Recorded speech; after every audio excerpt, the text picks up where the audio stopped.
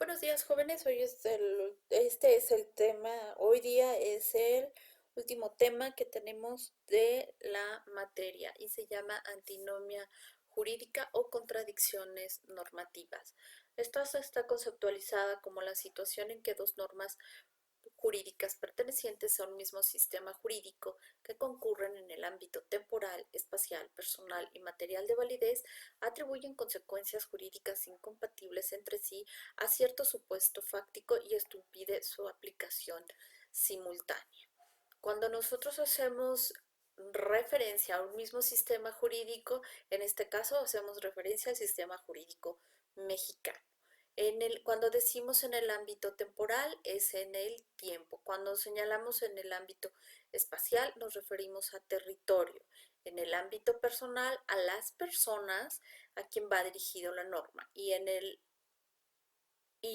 el material de validez nos referimos a donde todos estos son válidos, es decir, que son reconocidos. Cuando señalamos que se les atribuyen consecuencias jurídicas incompatibles entre sí a un cierto supuesto fáctico y esto impide su implicación simultánea, nos referimos a que una norma permite o una norma prohíbe.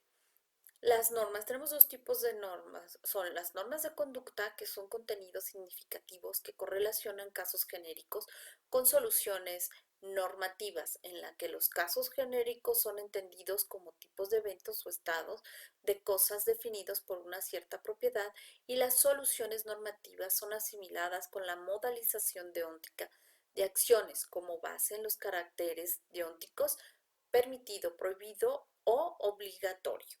¿Qué quiere decir? Que las leyes contienen o describen casos genéricos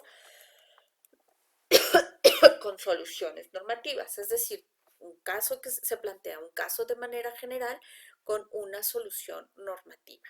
Como ejemplo, como ejemplo de una modalización deóntica, la prohibición.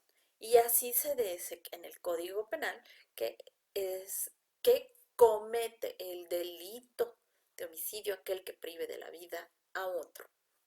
Estamos dando un caso genérico y una solución normativa.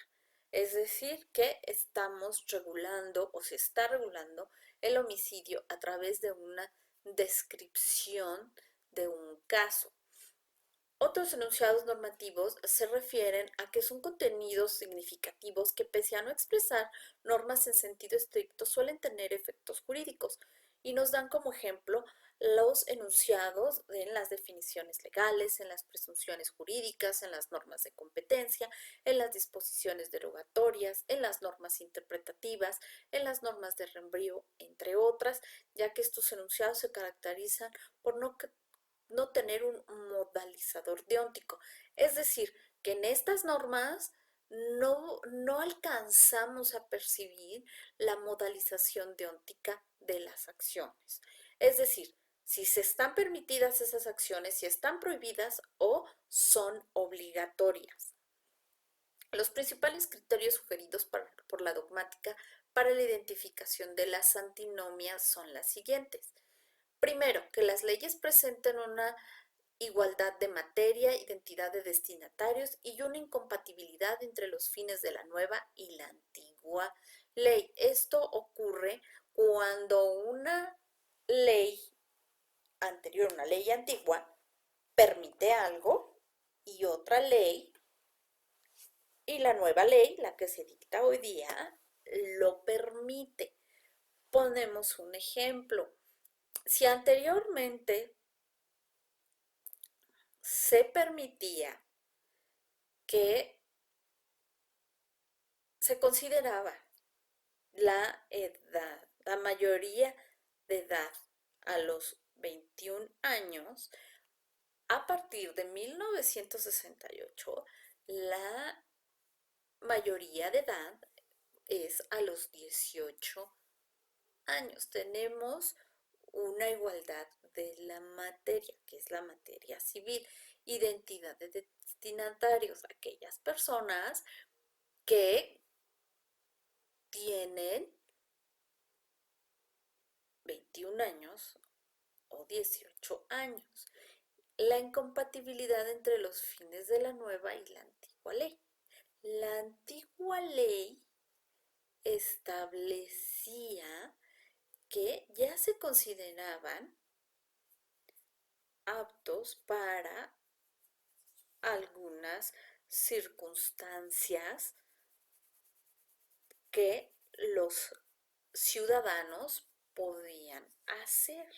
Y la anterior norma, la que señalaba que los jóvenes que cumplieran 21 años no podían realizar ciertas actividades.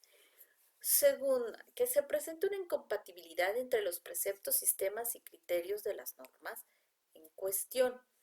Es decir, que la norma anterior y la norma nueva tienen tal manera de describir una acción a través de la modalización deóntica y otra nuevamente en esta ley las modalidades deónticas son incompatibles, es decir, que no se pueden aplicar porque en una prohíbe y en otra permite.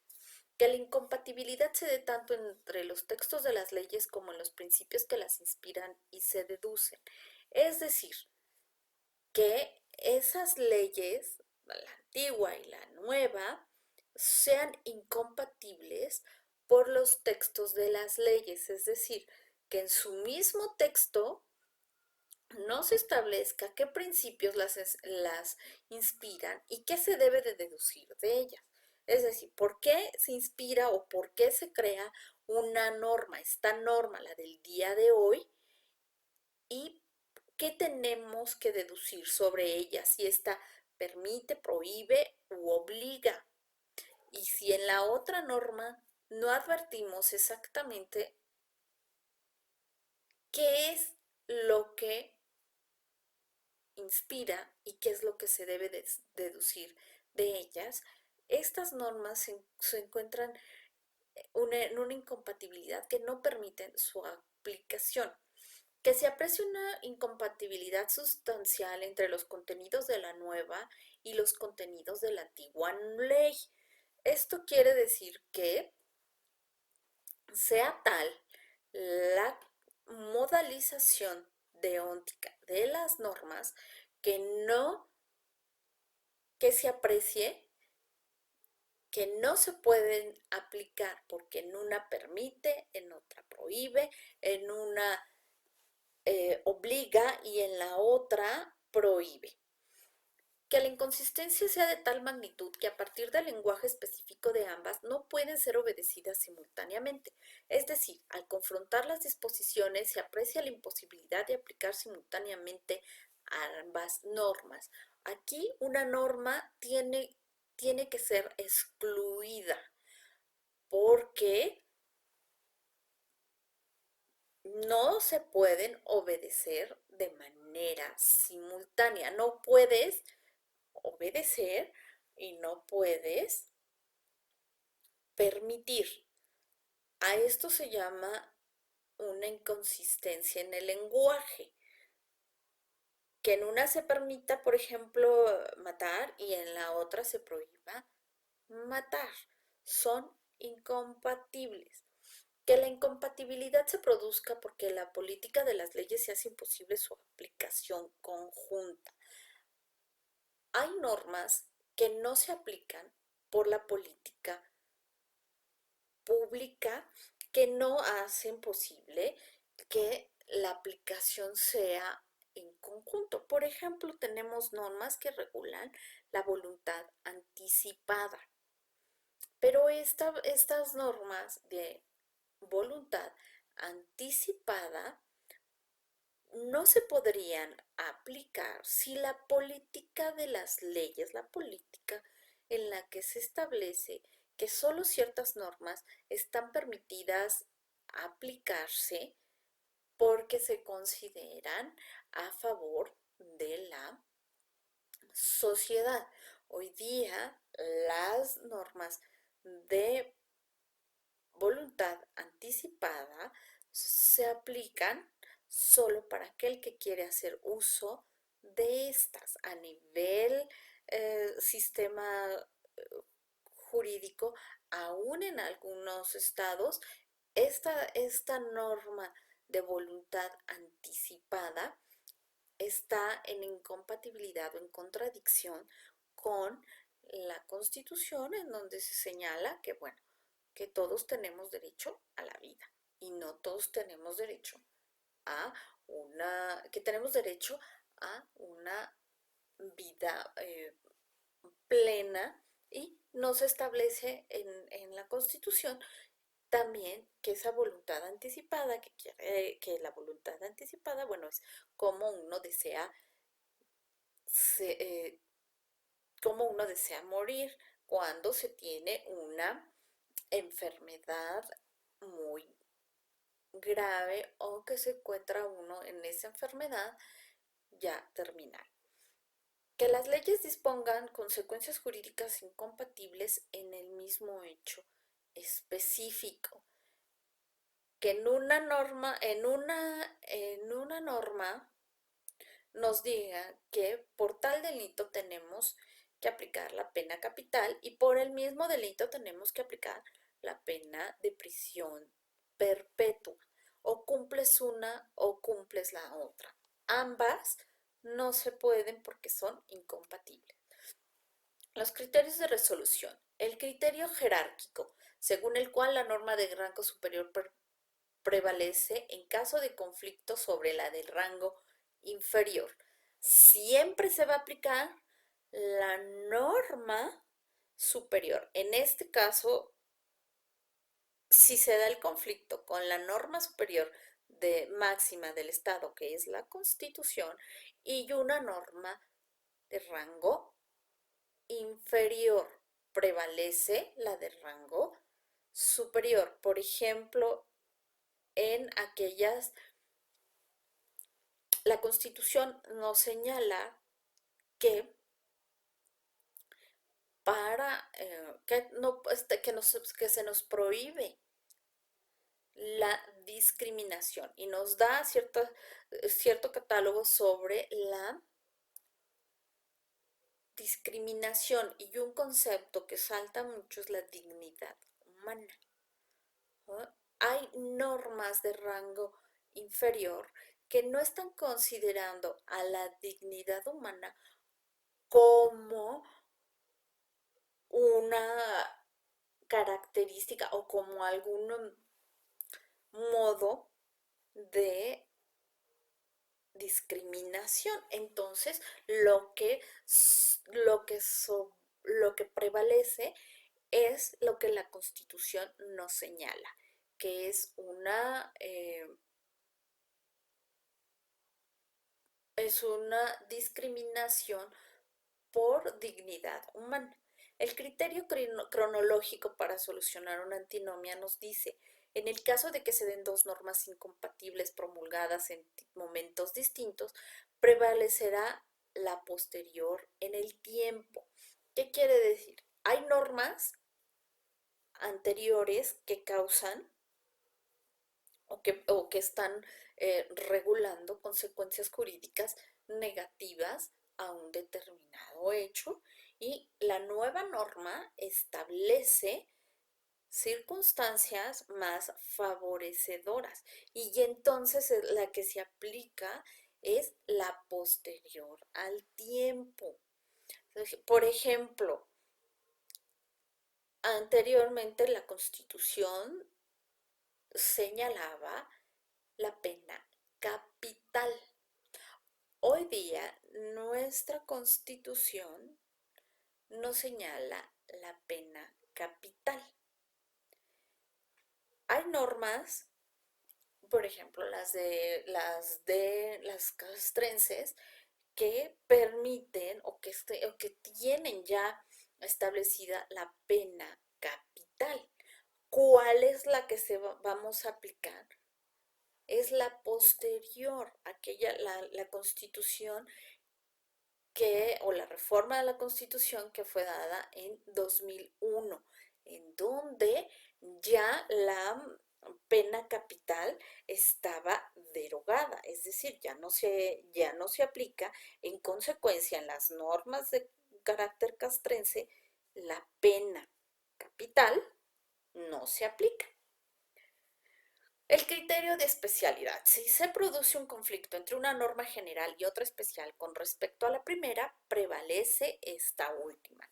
Y aquí tenemos una antinomia jurídica muy clara. La Constitución nos permite, como norma suprema, la aportación de armas de fuego. Y la norma especial, que es la Ley Federal de Armas de Fuego y Explosivos, que esta nos permite la aportación de armas de fuego siempre y cuando tengamos un permiso. Y nos señala que para obtener el permiso tenemos que solicitarlo ante la Secretaría de la Defensa Nacional, en la que debemos de presentar dos exámenes, uno psicológico en el que se nos diga que somos aptos para la aportación de arma de fuego y no vamos a hacer uso de ella de manera indiscriminada, y el segundo, que es que nosotros sepamos manejar un arma de fuego. En este caso, la norma que prevalece es la especial, que nos dice, sí, pero tú para portar un arma de fuego necesitas un permiso especial y para obtener el permiso especial tienes que presentar los dos exámenes. Como ejemplo tenemos el siguiente, el ejemplo de una antinomia, que hay contradicción de normas, de las normas. Nos dice, ¿cómo habrán de interpretarse usos y costumbres mencionados en el artículo 4 constitucional en el contexto de las reformas constitucionales sobre pueblos y comunidades indígenas dentro de la garantía y ahora de los derechos humanos para profesar la creencia religiosa y para practicar en libertad ceremonias, devociones o actos de culto respectivo por supuesto, dentro de una conducta lícita de acuerdo con el artículo 24 constitucional? Hay usos y costumbres en algunas comunidades indígenas en los que el culto al, a, al- a Dios se hace fuera de fuera de las iglesias porque estas son muy pequeñitas, o las comunidades indígenas no comulgan con ciertas creencias religiosas dentro de su pueblo. Hay pueblos que están, sobre todo en Chiapas, en Oaxaca, que están en contradicción o están en contra de que se practiquen la religión, por ejemplo, la religión católica o la religión cristiana o cualquier otra religión que no sea apegada a la suya, a la que aprendieron de sus ancestros, y que pudieses llegar a ser una comunión entre la cristiana y la católica. Ahí esta actitud excluyente pues viola la libertad garantizada por la Constitución y los derechos humanos, en la que cualquiera de nosotros podemos practicar la religión que a nosotros más nos convenga. Esta actitud de excluyente violenta las normas, tanto la Constitución como la ley de religiones, en la que se regulan todas y cada una de las religiones que existen en México. Pero cuando nosotros tenemos que interpretar esos usos y costumbres para la aplicación adecuada de la norma inferior, de la norma especial que regula las religiones. Por ejemplo, en San Juan Chamula, en sus iglesias, están poniendo esos usos y costumbres, en donde única y exclusivamente te permiten ingresar a su iglesia si tú vas con esa devoción. No te permiten entrar solo para admirar las obras de corte religioso, que sacro, que ahí se encuentran. Tienes que ingresar con esa devoción y vas a rezarle o vas a comunicarte con el Dios. En algunas ocasiones te ofrecen la bebida que ellos te dicen que te va a ayudar a hacer esa comunión con el Dios que ellos profesan. La iglesia es muy bonita. Yo entré con mi devoción y me permitieron hacer solamente un rezo a una virgen. No recuerdo cómo se llama la virgen, pero no te permiten más que hacer un rezo con esa virgen. No te permiten entrar, hacer esa oración, más no a quedarte a admirar la, en sí la iglesia y el arte sacro que ahí se encuentra. Y ahí solamente, en su hábitat, solamente se puede profesar la religión católica de la manera en que ellos te dicen, atendiendo a su uso y costumbre. El matrimonio, el proceso educativo, la propiedad privada, propiedad de la nación, donaciones nupciales y otras figuras jurídicas tendrán para el juzgador nuevas lecturas en usos y costumbres de los pueblos y comunidades. Anteriormente, por ejemplo, el matrimonio de las niñas en Chiapas, niñas, porque se pueden casar a partir de o más bien las piden en matrimonio o las dan en matrimonio a partir de los 10 años. Esto es violatorio para las normas constitucionales y sin embargo se debe de estar atendiendo a sus usos y costumbres en las que se permite ese matrimonio.